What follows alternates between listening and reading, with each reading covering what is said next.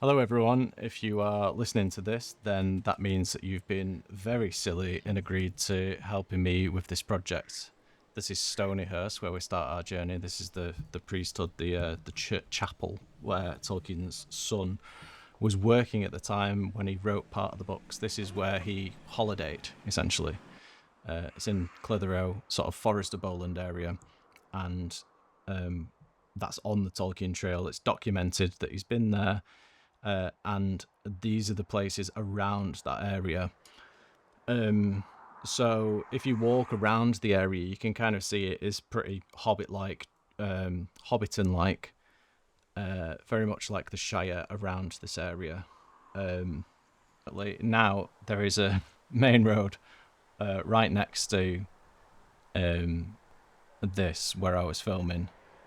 So dialogue would be very tricky in this spot. This as well, it does say that it's like private land. I don't know how far in we would have to go before those traffic noises were not picked up by the microphone. But this would have been a perfect spot to start, where we've got someone sat up against a tree. This is Shire Lane. So the people who owned Stonyhurst, that first building that you saw, were the Shireburn family.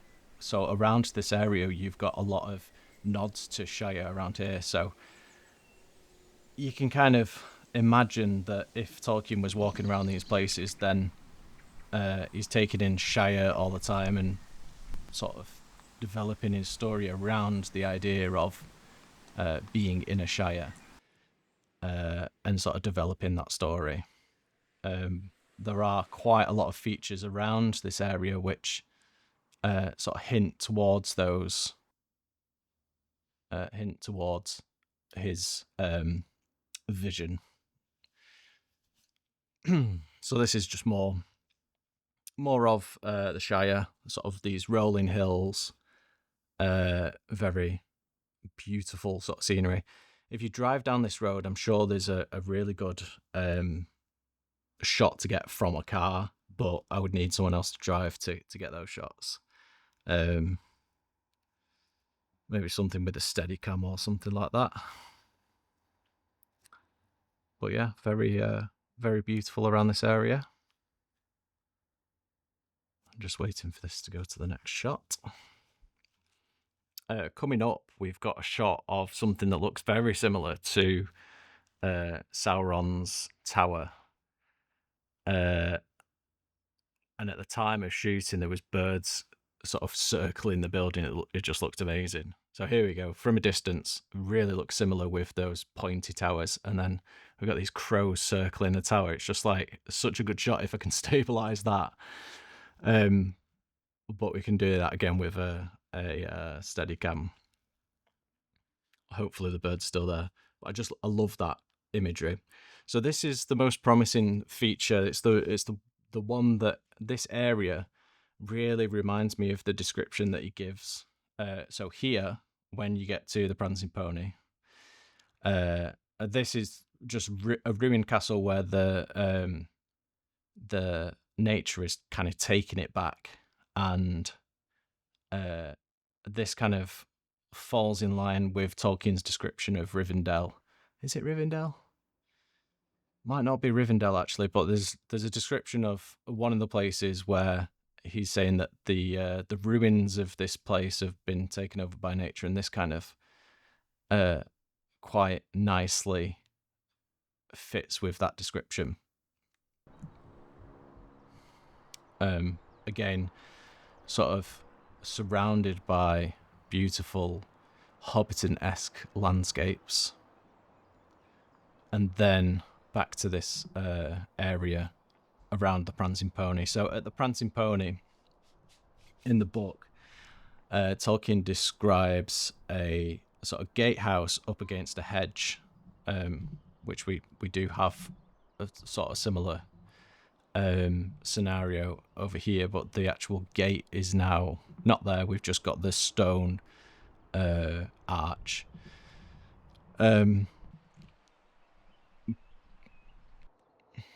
Still looking at the ruins for now. Lots of... and this was just a beautiful scene. I really sort of held this shot. Really enjoyed the way the wind was blowing the tree around. That's Pendle Hill in the background. That is sort of visible throughout walking around Clitheroe and Hurst Green and anywhere that Tolkien might have walked around when he was in these areas. A lot of these examples as well are not like direct hits, but you can imagine someone's from Oxford and sort of come up this area. It's a very different looking landscape. At the time as well, 1940s, he'd been in World War I, and it was World War II at the time of writing this. So here we go, here's the Prancing Pony. This is a really close description, close to his description of what he describes the Prancing Pony to be. And we've got a circular window through that archway, which is important later on. So when you get to this area, here's a Prancing Pony. It's got the sign which like swings freely, and it's got a lamp straight above it. That matches his description perfectly. He says that this is white, but I think it used to be white, and it also says that they've got rooms for hobbits with a little circular window. And the only window in this building is that sort of arched window on that side. And in the books, he says it's next to a dike and a causeway over the dike, so we've got a bridge over a river there. So it's plausible that he saw this and kind of took a little bit of embellishment and changed certain things, but also looking over that just looks like the Shire to me.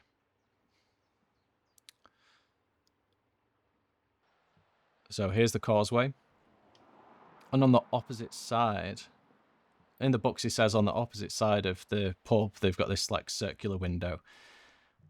But if you look on the opposite side of the bridge, the causeway, we've got that circular window in that building. And then if we go to the other side, so this is just on the other side of the bridge, and I've walked a little bit further and looked back.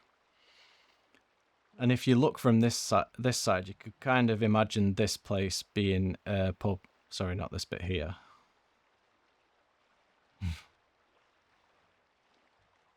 So from this angle, you can kind of imagine that farmhouse building, the barn, to be a pub, or a conflation of the two, because they're very close together. The actual pub and this building. That just looks like some of the drawings that I've seen, and it just looks very idyllic. These are just some nice trees that I like the look of. And this very verdant green grass as well. Pendle Hill in the background. And there's a tighter shot. I really like this as an idea of it being almost a direct comparison to what he's written down in the books. And what we've got there. We've got the circular windows, we've got the dike and the causeway. We've got the white building, the gateway where the hobbits like knock on to the outside of Bree, and then this. I don't really know what this is, but we've got a little castle, like a little folly down there, which is it caught my eye. I don't know what it is, or like how long it's been there, or whether it's just maybe it's just a shed in someone's garden, but I thought that interesting enough to take a video of. And then gorgeous house that is attached to.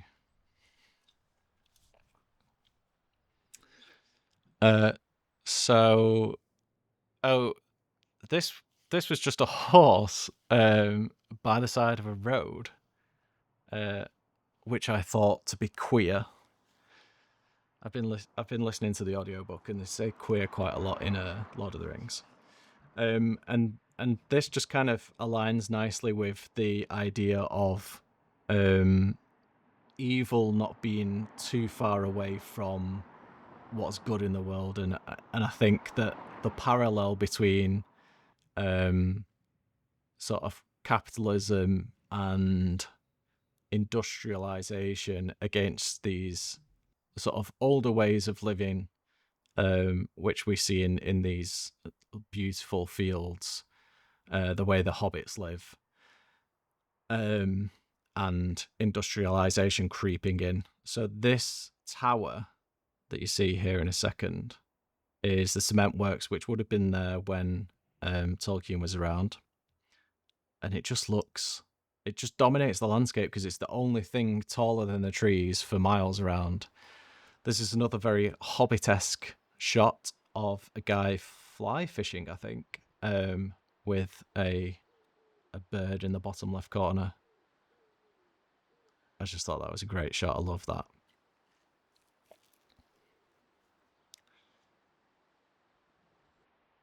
These are all within about 10 miles of Stonyhurst, so within plausible walking distance. This is Cromwell's Bridge. And the shot that I've got here isn't great, but I'm sure at a different time of the day we'll be able to get a lovely shot. If you look on the right hand side, you can just see these tendrils from the trees coming down, the roots on this side as well. Is that ivy? It just looks very much like something from something that the elves would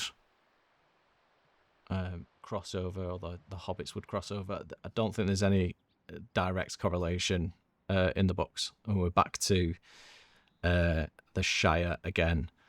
This is around Hurst Green. This is very close to Stonyhurst that we saw at the start. And then this is a little bit further over. This is on top of the hills, on top of the moors. And I found this to be a very interesting place to potentially film, because you get views of the hills, but everything's so far away it looks very small. And this is the area that I was talking about, where from this angle you get to see a lot more of this landscape. So this is basically the Forest of Bowland that we're looking at now. Sits somewhere between Preston and Clitheroe. And it's just a very Lord of the Rings-esque looking place, I think. It's just a very picturesque valley, not really tainted by industry at all. And back in Tolkien's day, it probably would have been even less built upon or changed in terms of like whatever farming has been going on in this area.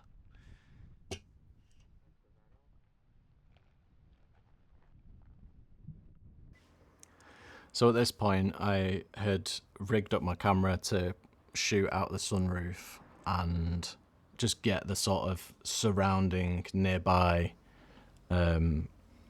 these rolling hills, which is very close to where the Shire Lane sign is. Well, last time I did this project, I didn't have a proper area for Hobbiton, but I think it's just this whole area. There's nowhere really that is. There are no like Hobbit houses or anything that of any sort of decent description around here. That's all sort of made up. This is going outside of this area now. This is sort of towards Clitheroe again, and then we're coming up to, I think it's called Great Mitten or Mitten Hall or something like that. And we've got this church which is quite significant, but I can't remember why yet. And then we've got a gatehouse that I didn't get to film on this day. We've got Peel Tower, which I only showed for a second maybe, and then there's like multiple places as well that I didn't get to in that one day. So this is just a taste of the start of this.